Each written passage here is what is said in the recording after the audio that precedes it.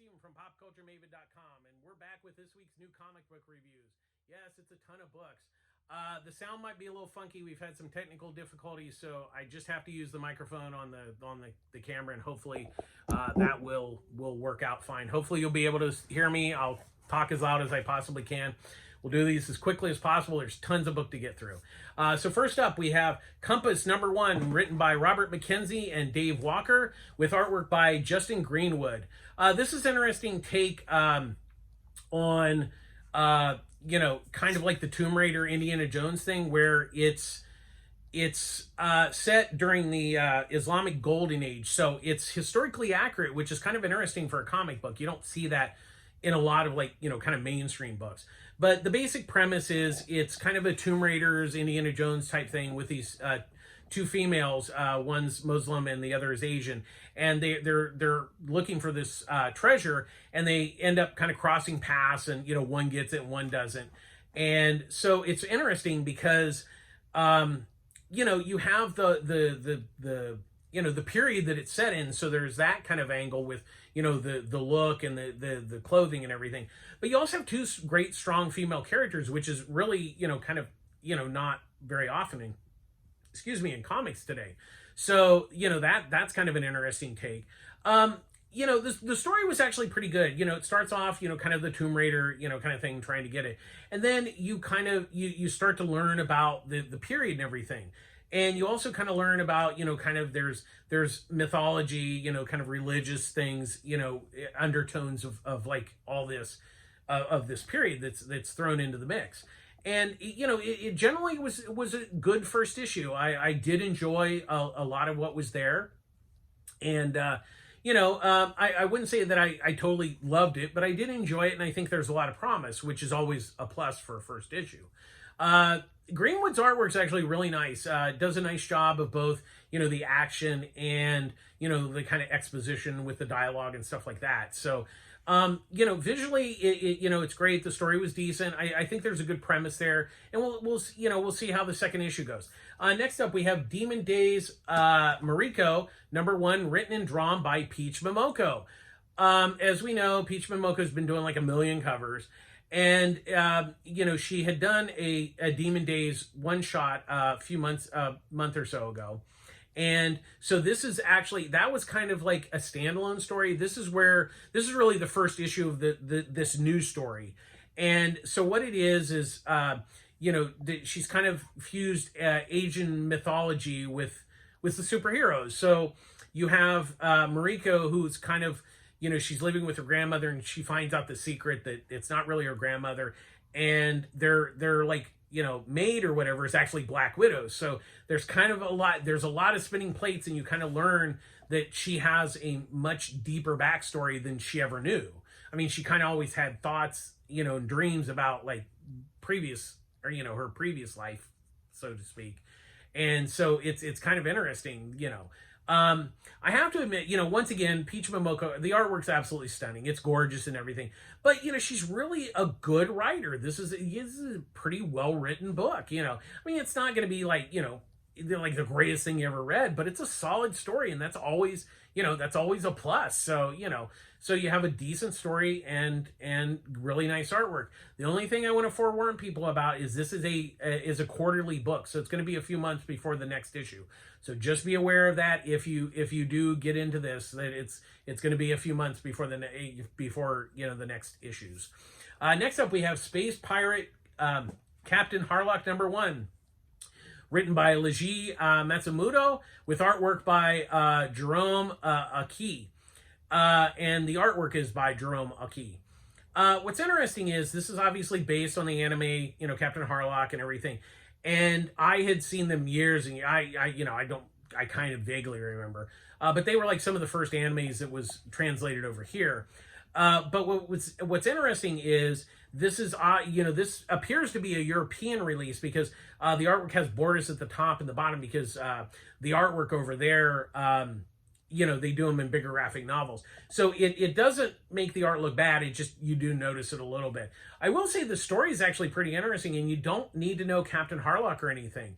So, you can come in fresh there, So what it is there's this black sphere that has come to Earth, and we find out that there has been implants of aliens, and they're going to invade.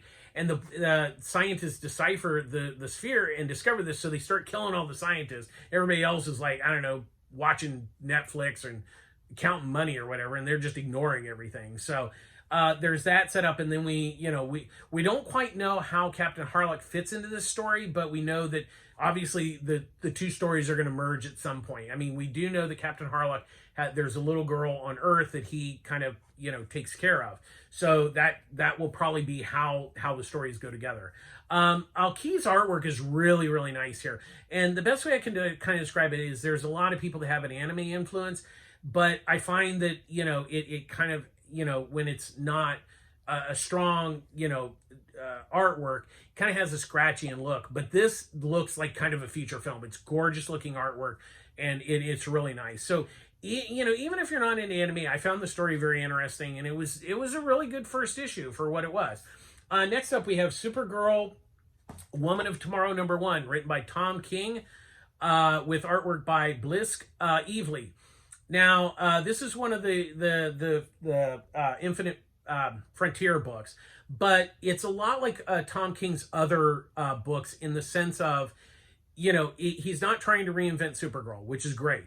He's just placing her kind of in a different situation. What it is it starts off in this planet where this guy has been killed, and his daughter wants revenge against him. And the sword that he was killed with is very valuable, so she uses that to try to buy an assassin. So she goes to this bar, finds an assassin, and the assassin's like, "Oh, I'll do it, but I'm going to steal your sword," but I may not do it, So then Supergirl's there because it's her birthday. Now, this planet has a red sun, so she has no powers. So she's basically there for her birthday to get drunk. Her and Crypto, I don't know if Crypto's getting drunk, but he's there with her. And so, she watches this, and she's like, you can't do that. So even though she doesn't have any power, she beats up the assassin and, gives the sword back. And then the girl's like, "Hey, will you avenge my father and kill this guy?" And so, she's like, "No, I don't do that." So anyway, she's going to leave the planet. She gets the ship ready. And then the guy who killed her father's there, attacks them, shoots Supergirl with an arrow, and of course she has no powers, so you're like, oh crap, So I don't want to give any way more of the story, but I will say King really knocks it out of the park. He, once again, he's not trying to reinvent Supergirl, he's just kind of telling a different story. In a lot of ways, it kind of reminded me of John Carter of Mars, that, kind of element to it. Evely's artwork is just wonderful. She was one of the artists on Wonder Woman Rebirth, and she just did a bang-up job there, but her artwork here is just absolutely gorgeous. And I really have to, Lope's color work on this is really good. Really complements her line work. This is a really great looking book. I was very excited for this, and it actually exceeded my expectation. It's a really good story with really gorgeous artwork. Next up, we have Jupiter's Legacy Requiem #1, written by Mark Millar with artwork by Tommy Lee Edwards, and past sequences by John Paul Leon. Now, apparently, this is John Paul's final work, according to Millar in the post. Now, if you've never read Jupiter's Legacy, I wouldn't say that this would probably be the best place to start, because each one is a different chunk. There was the first story arc, there was the past, then there was the present, and this is the future. So this is the kids of, the superheroes from the, the past and the present. So, the basic story is that, the world's all nice and, the weather is perfect, but there's, kind of some rumbling, so basically the superheroes took over the world, the villains returned the world to, the masses. And so, there's kind of some rumblings in China, so things aren't, all hunky-dory with things being run by the superheroes. So that's the basic premise here. We don't know quite what's going on. I mean, there is a glimpse of the past. I won't give that away. But, overall, I'm not necessarily the biggest Millar fan. I think he's a decent writer, but I tend to believe a lot of his stuff is just, rehashing of other things, and he's not bringing much new to the stories. You know, if you've only seen the Netflix, I think you could probably read this. But once again, I don't think it's the greatest starting point, but you could read it and probably get most of it. I think there's going to be some elements of the story and the characters you're not going to understand. But overall, it was okay. It didn't really blow me away. You know, I was an okay fan of Jupiter's Legacy, and this kind of falls into that. It's okay. You know, it's not great. It's not terrible. It's okay. Next up, we have Save Yourself #1, written by Bone Leopard. Leopard, yes. And with artwork by Kelly and Nicole Matthews. Now, this is kind of interesting. This is not normally a wheelhouse book. This is a young adult, you know, kind of book. And it's definitely in the vein of like Sailor Moon, Winx Club, you know, and Lumberjanes, you know, kind of too.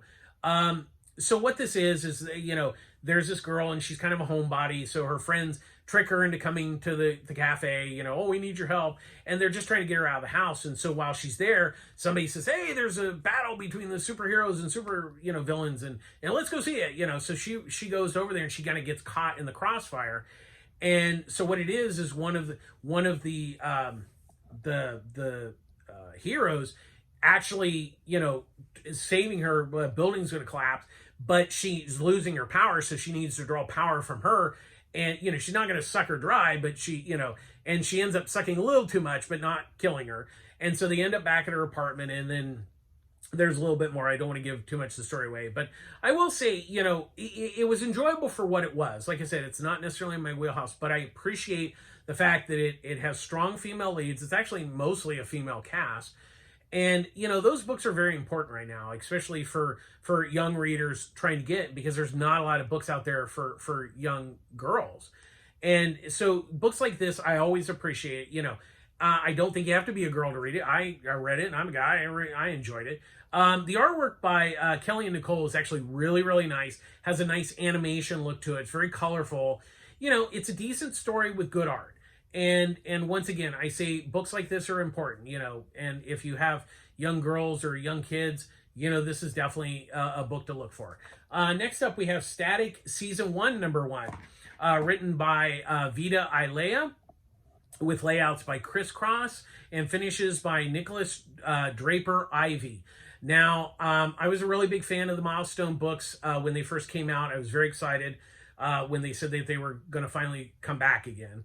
And so a few weeks ago, there was the kind of the primer, the kind of had new stories and stuff, and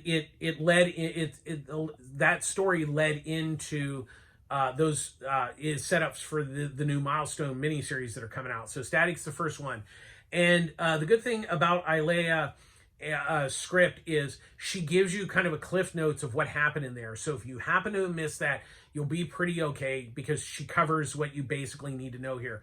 But what I really liked about this book was the fact that it was a new take on Static, but very much still Static. You know, she didn't try to change, you know, what worked. She really a lot of it, she captures a lot of what the original book had. It's about him learning about his powers, about him being a teenager, about his family, and you know, all those things. So she really captures that quite well. And the artwork by Chris Cross and Draper Ivy is just absolutely fabulous. It has kind of an animation look because of the finishes that Draper Ivy does, but it really is a great looking book. It's actually really gorgeous, and it hits all the right beats. It's a great introduction. If you've never read Static, you can totally read this. It's really good, and I'm very excited. Then I'm hoping that the rest of the Milestone miniseries are just as good as this one. It's really good, and I highly recommend it. Next up, we have Seven Swords #1, written by Evan Daltrey, with artwork by Ricardo Latina. This is interesting because it's very much, the plot is somewhat similar to the Teenage Mutant Ninja Turtle Last Ronin, in the sense of, instead of the Turtles, it's the Three Musketeers, and D'Artagnan's the only one left. The other ones have died. We don't quite know why, but he basically, the setup in this first issue is, you know, he has to get a new team together to battle the villain. That's the basic premise here. We don't know why that they're dead, and we don't quite know who his new companions are going to be yet. But that's the basic premise of the story. It was an interesting story. The downside of the story was that Daughtry's script, there's a lot of like time jumps, not necessarily time wise, but like it might go from here to a different country, to a different story. The problem is that there's too many of those in this first issue where you kind of get a little confused with the story, because you'll be 2 or 3 pages and there's a jump, a couple pages, there's another time jump. And now in his biography at the end, he's a screenwriter. So I've noticed this with like people who come from another medium that aren't necessarily comic writers, that they run into problems like this. And I don't think it's fatal enough to not pick up, but it definitely is a problem in this first issue. Hopefully it'll get evened out in the story as a whole, but it was a bit of a rough first issue in the story. The plot, the concept's good. The story was a little rough. Like the consistency in it. I will say that Latina's artwork is really, really nice and definitely helped, get over the hump of like these shifts in the story. Does a great job with not only the action, but the emotions and the exposition parts. So it's a good looking book. He really helped save, I think, the story. Once again, not bad, just kind of inconsistent and jumpy. So we have that. So I think it's worth checking out. Just don't expect much, and it might take a second issue to figure out if it's going to be worth it. Next up, we have Future State Gotham #2, written by Joshua Williamson and Dennis Culver, with artwork by Giannis Malagiana. Now, this book actually came out last week, but I missed picking it up last week. I wanted to review it this week and kind of catch up. Now, I will say I wasn't a big fan of the whole Future State Gotham. I thought it was kind of cliche. The whole police state didn't really do anything for me. But I will give this, I enjoyed the first issue. I like the second issue. Culver and Williamson have done a nice job of continuing the story. So you have Red Robin, who is working for the police state, but he's actually undercover. So, we kind of, now he's kind of told that to the Bat family, and it's like they're all trying to find out why somebody basically bombed Gotham and made a giant bat, and killed people and stuff. So they're trying to find out what's going on. So that's the basic premise of the story. The one thing that I think really works for this is Milo Giannis's artwork, which is in black and white, which is really absolutely gorgeous, and you don't see in a lot of mainstream books, or in regular books for that matter, unless it's like, say, Batman black and white. Excuse me. And it really gives it a gritty feel, and it just shows how great black and white can actually look. So, the other nice thing is they're also, to fill out the page count, they're doing reprints of Batman black and white stories. So if there's some you missed, you kind of get a bonus. Like I'd read that, and it was a good story. But actually, I'm really surprised how much I'm actually enjoying this. It's not, it's not mind-numbingly brilliant, but it's a solid story with really gorgeous artwork. So, I think it's worth checking out.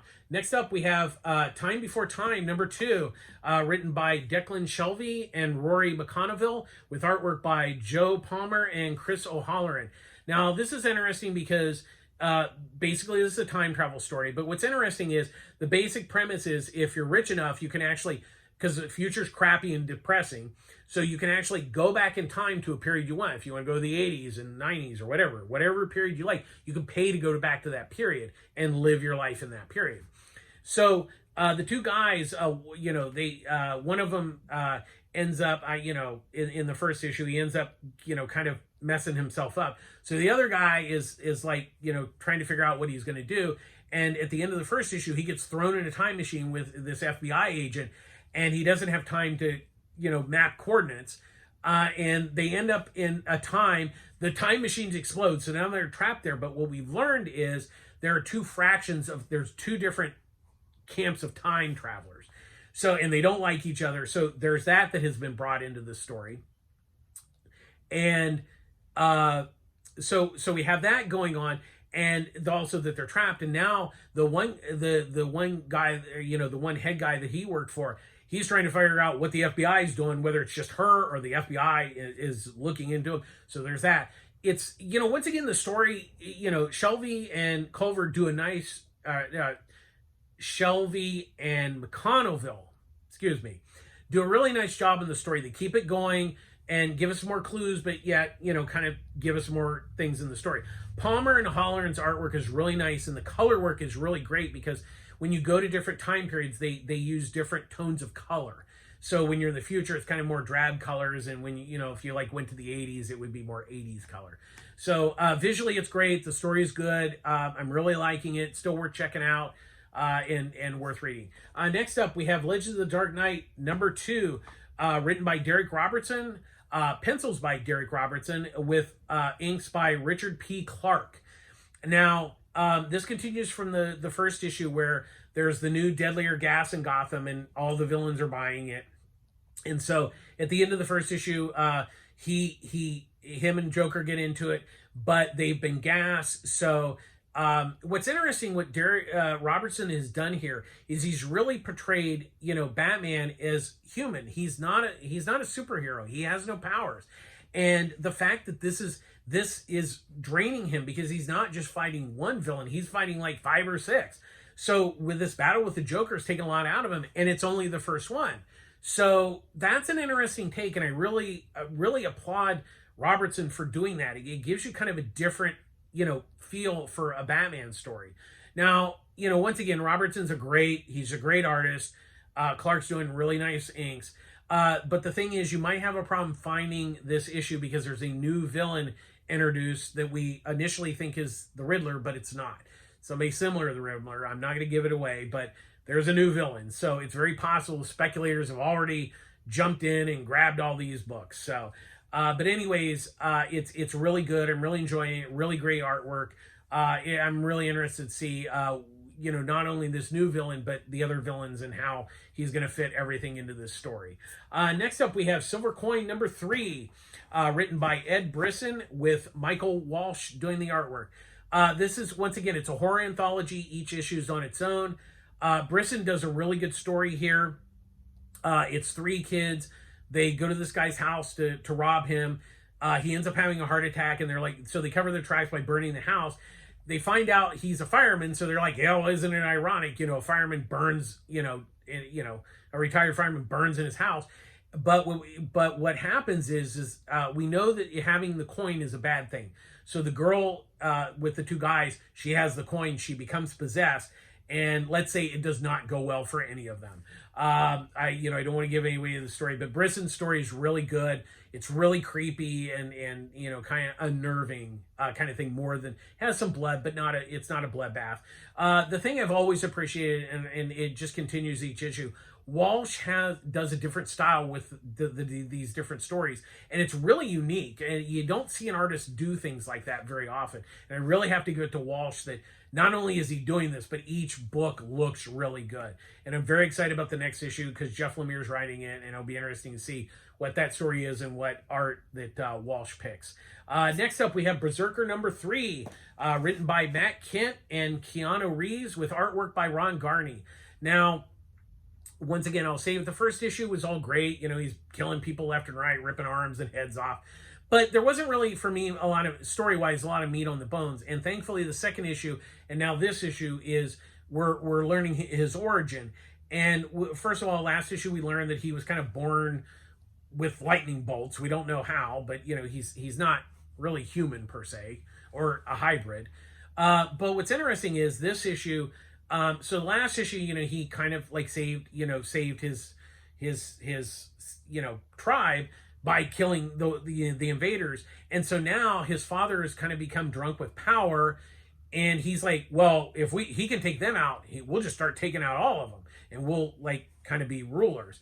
Well, what's interesting is his son, is like, has a conscience, like he knows he can do this and he does it, but he has remorse, and it's very interesting. It's a really great twist to the story. And and I really like that fact that it's not just, there's the blood and the head lopping and killing everybody. That's interesting. But the fact that there's a much deeper story, I really have to give it to Kent and Reeves that they've developed a really interesting concept here. And there's a lot more than just on that surface.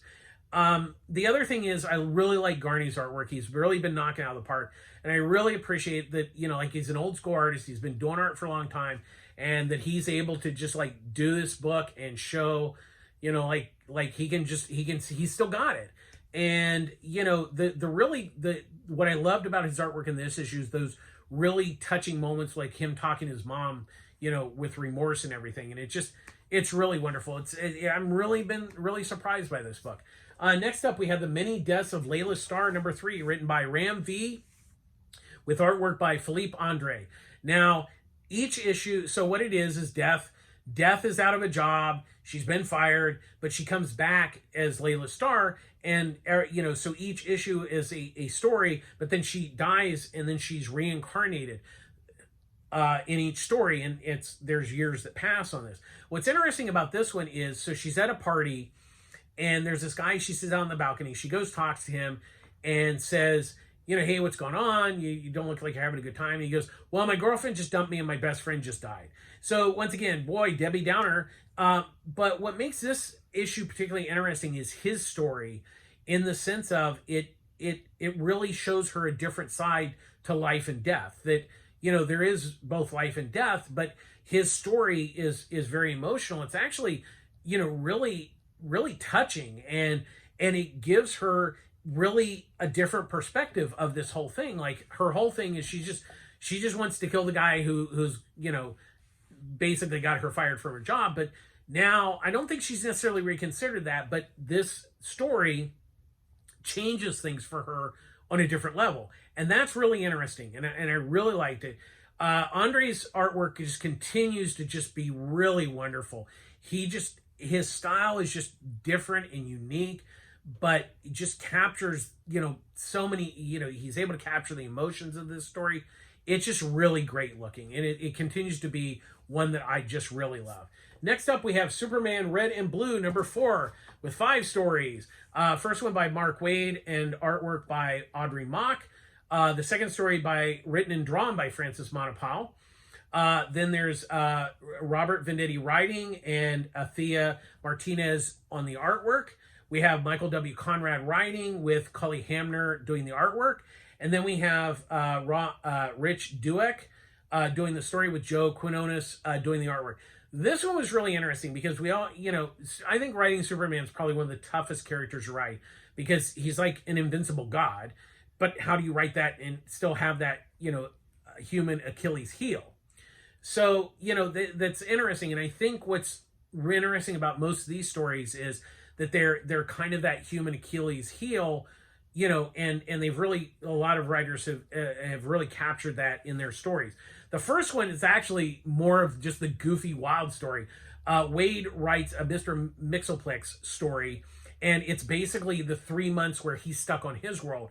And we find out that his whole world is like him. And so there's like this girl that he likes. So he gets her some peanut brittle. She opens it up and there's peanut brittle. And she's like, well, where's the steak that pops out? He's like, well, I got it for you because you like it. And she's like, I hate you. You're an idiot. She actually hates him for not pulling a prank on him, which is hilarious. So the whole thing is like, he's stuck here for 3 months, and, it's all because of Superman. So it's kind of a crisscross where Superman comes to him, and it's a hilarious story. Mock's artwork is just fantastic. She does a great job. It's just really a blast. The Monopole story is a Bizarro story where it's like, it's also kind of a crisscross story where there's a Mars rover. Superman goes because it's tangled in something, and when he gets there, there's blue kryptonite. Now we know that blue kryptonite does not affect him; it affects Bizarro. So we find out that Bizarro's there with his Mars rover kind of thing, and so it's just an interesting take on Bizarro. I really enjoyed that one. The Venditti Martinez is basically the premise of that story is about helping. It's about how he learned.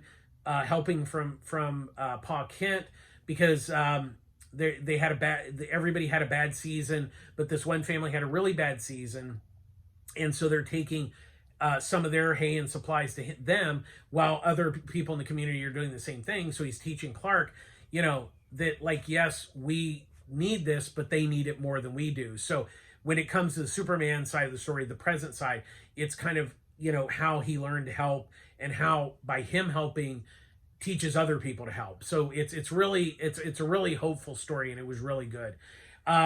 Then we have a second Bizarro story by Conrad and Hamner, which is interesting because it's a Bizarro birthday story, and I don't want to give anything away, but it has just a really sweet ending, and it's really a charming story, and Hamner draws a really great Bizarro. I really love that story. And then the final story by Dueck and Quinones is really interesting because it's definitely kind of the TikTok generation, the me, look at me on my video generation, because what it is there's a guy who jumps off the Daily Planet building only because he wants to kind of, oh, look at me and Superman. And so what it is because he does this, a lot of other people do it. And then, Superman has to stop, saving natural disasters and Brainiac attacking the city to, get these people who are just trying to like get him. And so he goes back to the original guy and, explains to him, it's like, you need to stop this and tell people to not do this because, I won't be able to save you all the time. And it's really an interesting story because it's very timely because, the world is not about, it's not about you. It's there's a lot more, it's not me. And it was an interesting take on the story. And so I really enjoyed all 5 of these stories. This book has been really, really wonderful. Next up, we have Ultramega number 4, written and drawn by James Herron. So just be forewarned, this is the end of the first story arc. There's going to be a big break. The next story arc will be next year. So, so just be prepared. It does have a natural ending to this first story arc. So, so just be aware of that. Now, what's interesting is the first issue kind of in this ending of this next issue are nice bookends of the kaiju, kind of fighting thing, but it's really been the story in between. So what we learned in this issue is that the kid that tried to escape the baby kaiju, fighting ring, he's like dying, but we learn that when an Ultramega dies, that there is another one that will be born. So, he becomes Ultramega. And what we also learn is that the smaller kind of, idiot kaiju, when Ultramega becomes big, they become big. So, we learn this, and it's really an interesting twist on that whole kaiju Ultramega, kind of thing that it's really interesting. And I really have enjoyed this.